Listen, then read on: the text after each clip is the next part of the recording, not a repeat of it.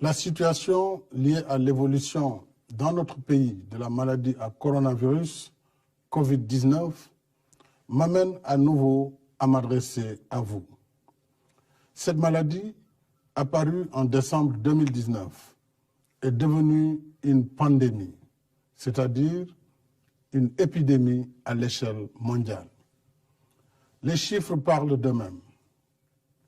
À la date d'aujourd'hui, le Covid-19 a envahi plus de 140 pays, dont le Sénégal. Le nombre de personnes infectées s'élève à plus de 340 000. À ce jour, le Covid-19 a tué plus de 15 000 personnes, plongeant des familles entières dans le deuil et le désarroi. Ce moment est inédit dans l'histoire de l'humanité.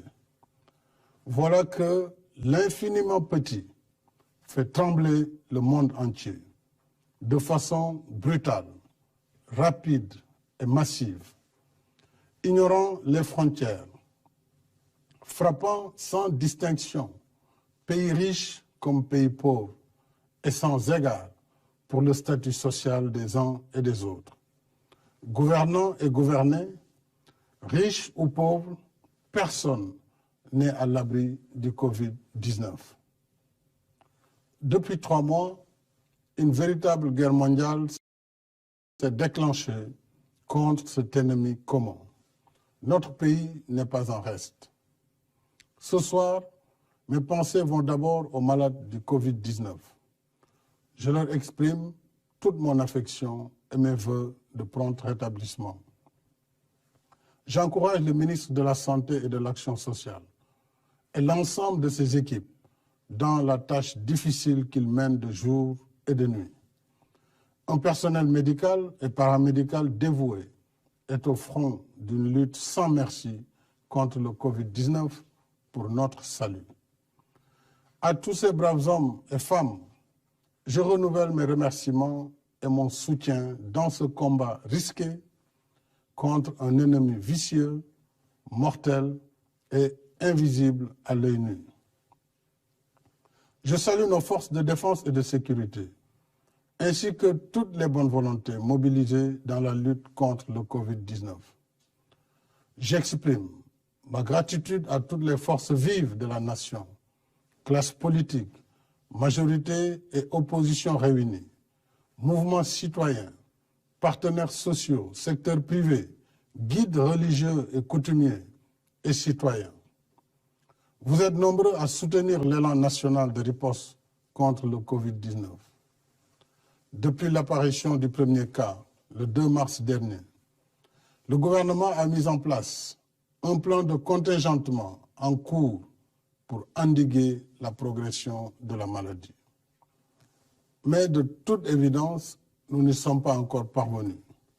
Au contraire, d'un premier cas déclaré le 2 mars, nous en sommes aujourd'hui à 71 malades sous traitement dans les 4 arrondissements de Dakar, ainsi qu'à Mbao, Yeumbeul, Guédiawaye, Rufisque, Touba, Mbour, Thiès, Popenguine, Saint-Louis et Ziguinchor. 1561 personnes en contact avec la maladie sont présentement suivies et seront désormais confinées dans des réceptifs hôteliers par le ministère de la Santé et de l'Action sociale.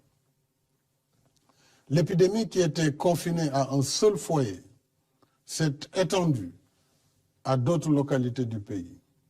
C'est dire que le virus gagne du terrain.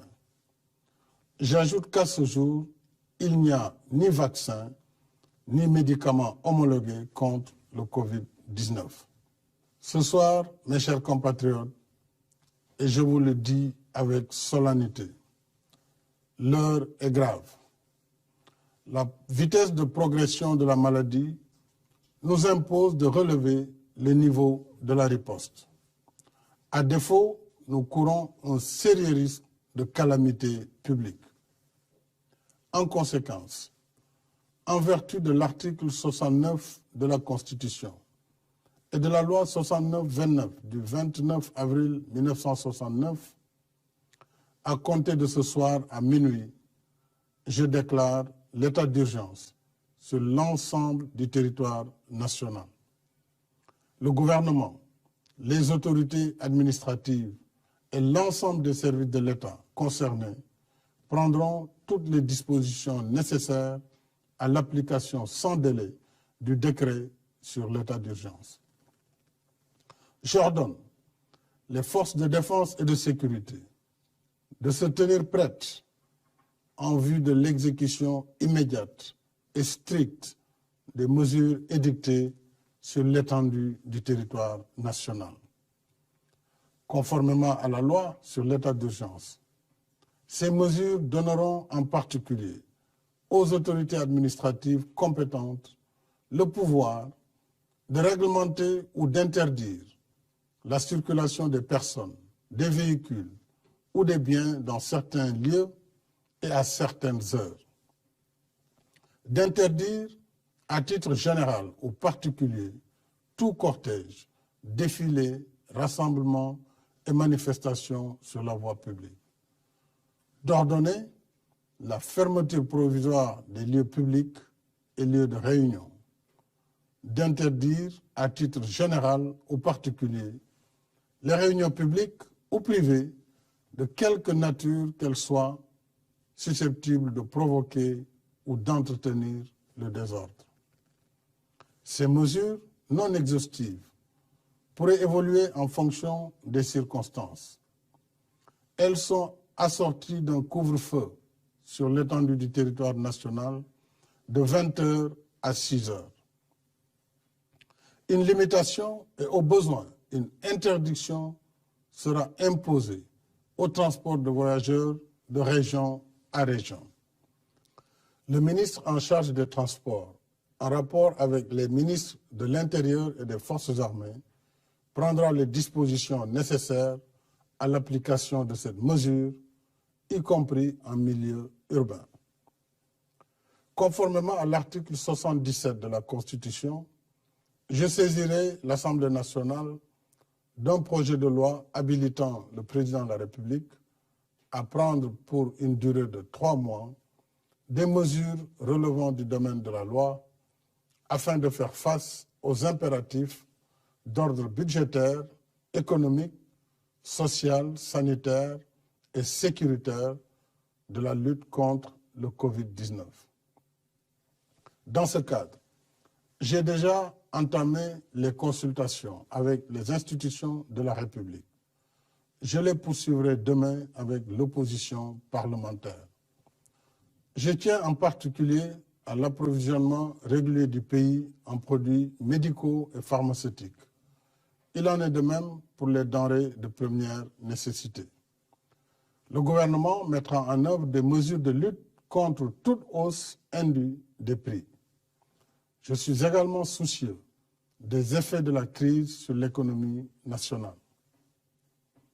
Pour en atténuer l'impact, j'ai créé un fonds de riposte et de solidarité contre les effets du Covid-19, Force Covid-19, qui sera doté de 1 000 milliards de francs CFA. Ce fonds sera alimenté par l'État et toutes les bonnes volontés. Je lance un appel à tous, au secteur privé et aux partenaires bilatéraux et multilatéraux, afin qu'ils apportent leur soutien aux forces Covid-19. Les ressources du fonds serviront, entre autres, à soutenir les entreprises, les ménages et la diaspora. Une enveloppe de 50 milliards sera consacrée à l'achat de vivres pour l'aide alimentaire d'urgence. Des mesures fiscales générales et spécifiques seront également prises en soutien aux entreprises. Au titre des mesures générales, il sera accordé une remise partielle de la dette fiscale constatée au 31 décembre 2019, due par les entreprises et les particuliers pour un montant global de 200 milliards.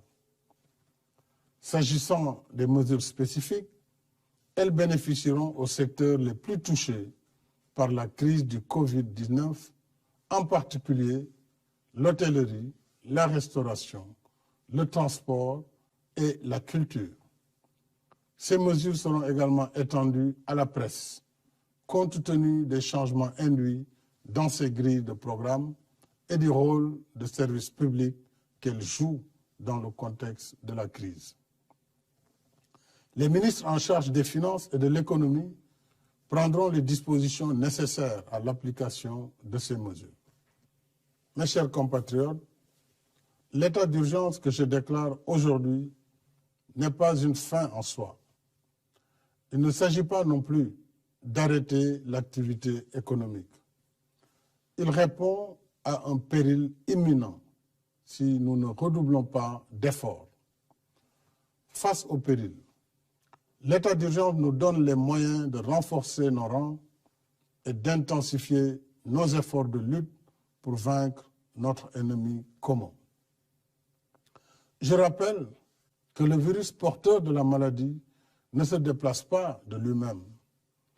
Il circule à travers les personnes qui le portent, qui le déposent dans différents endroits et qui le transmettent ainsi à d'autres. Par conséquent, en limitant nos déplacements et nos rassemblements, nous arrêtons la circulation du virus. Si nous le faisons, nous avons la chance de gagner le combat contre le Covid-19. Par contre, et je vous le dis avec insistance, si nous continuons de faire comme si de rien n'était, le virus va se propager de façon encore plus massive et plus agressive.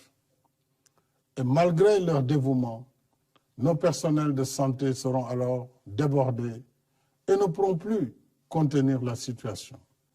C'est le pire des scénarios. Nous ne le souhaitons pas. Alors, j'en appelle à une prise de conscience nationale sur la gravité de la situation. J'en appelle à la responsabilité de chacun et de chacune. J'en appelle à l'esprit citoyen et patriotique de toutes et de tous. Limitons nos déplacements. Évitons les rassemblements de quelque nature qu'ils soient. Il y va de notre propre santé et de notre propre vie. Il y va de la santé et de la vie de nos familles et de nos communautés. Mobilisons-nous, mes chers compatriotes. Ne laissons au virus ni la vie, ni nos vies.